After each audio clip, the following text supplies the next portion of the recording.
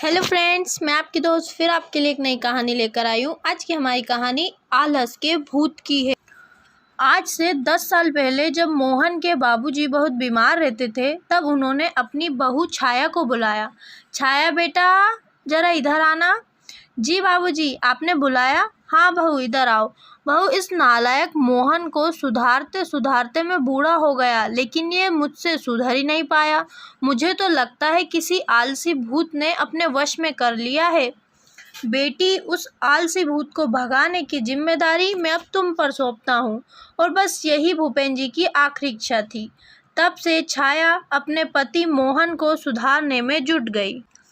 पहले उसने सोचा कि वह अपने पति मोहन की खेतों में मदद करे, तो शायद उसकी मेहनत करने की इच्छा हो, तो वह अपने पति के साथ मजदूरी करने के लिए निकल पड़ी।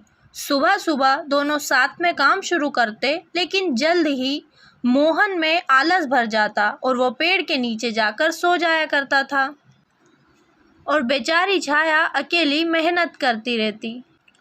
अब छाया सोचने लगी कि नहीं, यह युक्ति नहीं चलेगी, मुझे कुछ और सोचना होगा। तभी गांव में घोषणा हुई, सरकार मुफ्त में बीज देने वाली है। कल सुबह 10 बजे सरकारी ठेके में सरकारी ठेके आना और मुफ्त में बीज ले जाना। छाया ये सुनकर अपने पति के पास गई। अजी, कल सुबह 10 बजे सरकारी ठेके चले जाना। और वो क्यों? क्योंकि सरकार मुफ्त में बीज दे रही है। मुफ्त में? मुफ्त का नाम सुनकर मोहन की आंखों में अलग सी चमक आ गई, जो छाया ने देख ली। छाया बोली, हाँ हाँ, मुफ्त में। अगले दिन मोहन सरकारी ठेके में लाइन में सबसे आगे खड़ा था। मोहन बीज लेकर घर पहुंचा।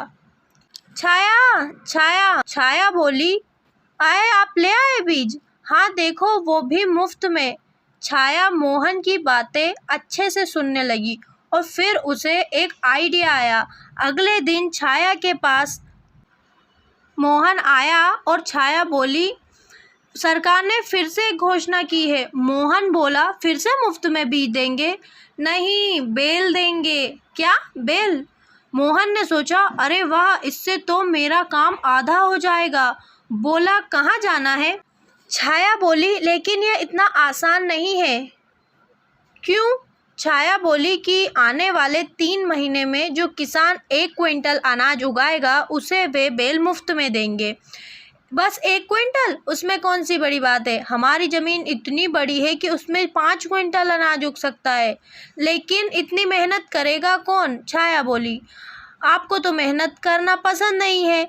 लेकिन छाया, 2 बेल भी तो मिलेंगे, जिससे आगे मेहनत करने की ज़रूरत नहीं होगी। बस फिर क्या था।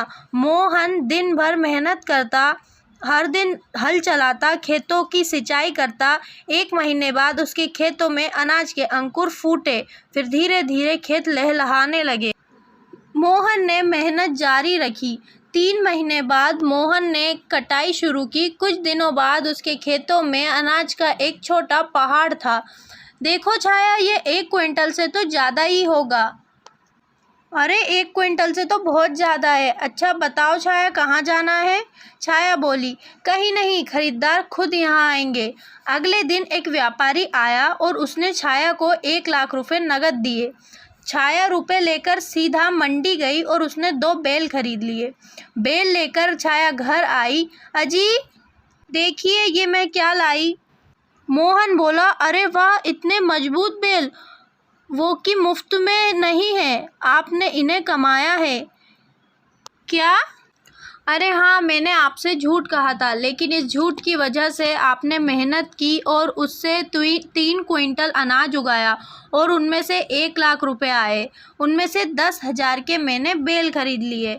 मोहन चौंक कर बोला, 1 लाख रुपए? छाया बोली, हाँ जी, ये बचे हुए 90,000। मोहन को अपनी आंखों पर यकीन नहीं था। उसने कभी इतने सारे पैसे नहीं देखे थे।